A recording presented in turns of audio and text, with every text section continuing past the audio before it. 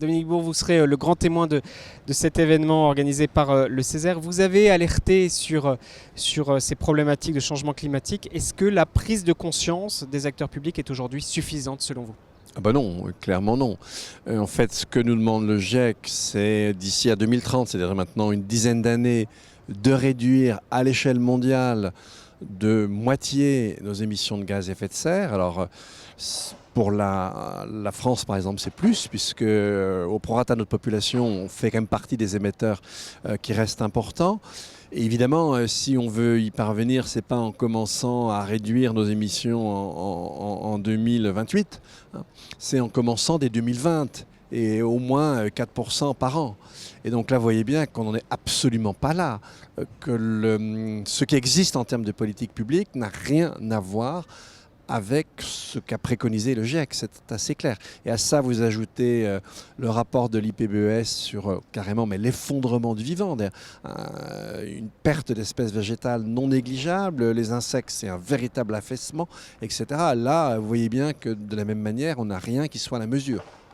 Est-ce que tous les acteurs sont investis, se bougent, si je puis dire, de la même manière? Je pense que les industriels, les élus, décideurs publics, le monde agricole, les particuliers, les citoyens, les associations. Est-ce que tout le monde est investi de la même manière? Ah non, dans chaque catégorie, on va voir des types d'acteurs qui n'ont rien à voir les uns avec les autres. Entre un agriculteur qui continue à répandre son glyphosate et celui qui va se convertir à l'agroécologie, il n'y a pas grand-chose. Entre les politiques nationales qui sont absolument pas au diapason des problèmes et puis des collectivités territoriales, par exemple des villes, au moins qui dans certains domaines ont vraiment des actions qui ne sont pas inintéressantes, entre un industriel qui va continuer comme si de rien n'était à cracher son pétrole et puis un industriel qui réfléchit à la manière dont il va changer son énergie, essayer de réduire les impacts globaux de sa production, etc. Là, on a des cas de figure totalement opposés les uns aux autres. Est-ce qu'il faut des tribunes? Est-ce qu'il faut un événement comme celui que propose le Césaire Grand Est dans le cadre de la foire de Châlons-en-Champagne pour alerter, pour rencontrer, pour diffuser des messages? En tout cas, ce qui est efficace, c'est quand à la fois les sens commencent à vous faire comprendre qu'il y a un problème. Et vous avez bien vu que depuis l'été 2018, où on a eu des vagues de chaleur et des vagues de sécheresse de mai à octobre dans tout l'hémisphère nord, et vous avez vu que dans l'hémisphère sud, là, on a eu encore maintenant en ce moment en Inde, on a des pics de température de 50 degrés. Donc l'année 2018 a été une année tournant et on a bien vu ça en termes de mobilisation de la société civile sur ces questions du climat, sans jamais oublier, ça c'est très intéressant, les aspects vivants et biodiversité. Et donc en fait, disons, si vous voulez, le nerf de la guerre, c'est quand vous faites converger des actions d'information très différentes à différents niveaux et qui vont recouper une expérience sensible. On en est là.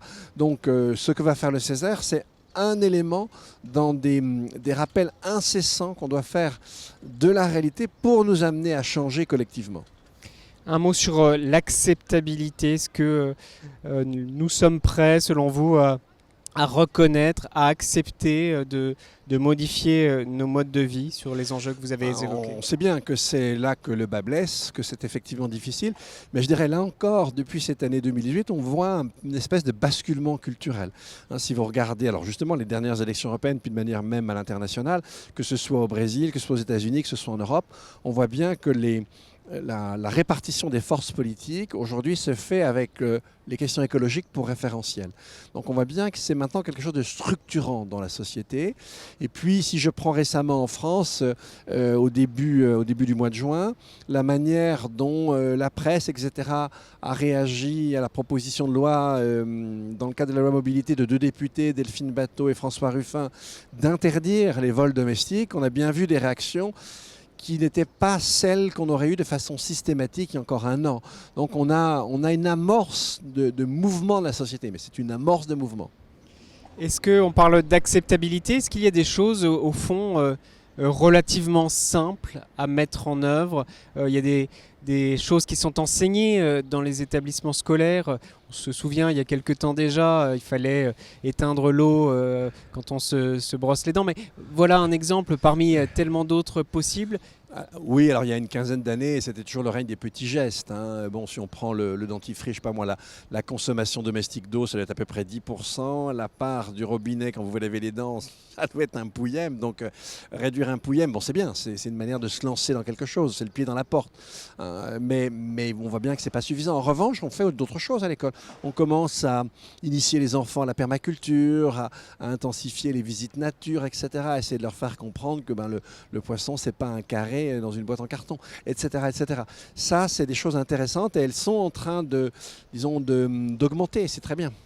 Et comment concilier alors peut-être ces choses relativement simples, cette acceptabilité de manière plus générale à des situations extrêmement concrètes, pragmatiques, des fins de mois qui peuvent être difficiles, des dispositifs aussi qui peuvent être coûteux pour les finances publiques? Oui, là, on touche un peu le nerf de la guerre. C'est-à-dire qu'on voit bien qu'on n'est plus dans les années 80, 90, voire encore début des années 2000. Le néolibéralisme a fait ses effets. On a partout les classes moyennes dont le pouvoir d'achat diminue. On l'a vu avec la question des gilets jaunes. On a une précarité énergétique qui ne cesse d'augmenter. Des gens qui se retrouvent dans des NAS, qui sont obligés de prendre des moyens comme l'automobile pour aller au travail et évidemment avec un coût énergétique qui augmente. Donc on voit que les instruments qui auraient été des instruments assez faciles à mettre en place il y a encore une vingtaine d'années, on ne peut plus les mettre en place parce que les inégalités sont trop fortes, parce que les classes moyennes se sont affaissées. Et donc on voit bien que la question écologique, on ne l'a fait avancer que si on s'oriente vers une société où les inégalités se resserrent. C'est la condition de possibilité, une écologisation de la société. Et là, franchement, on en est encore très loin. Est-ce que, dernière question, tout cela se joue en partie, en grande partie, dans les territoires? On voit que des acteurs comme le Césaire, des acteurs investis localement, font parfois avancer les choses de manière très concrète, alors qu'il y a des choses plus cadrées au niveau national. Ça se joue dans les territoires? Ça se joue essentiellement dans les territoires. Et le fait que les territoires soient sur certains plans plus actifs, même plus proactifs que les autorités publiques nationales, c'est vraiment quelque chose de très important.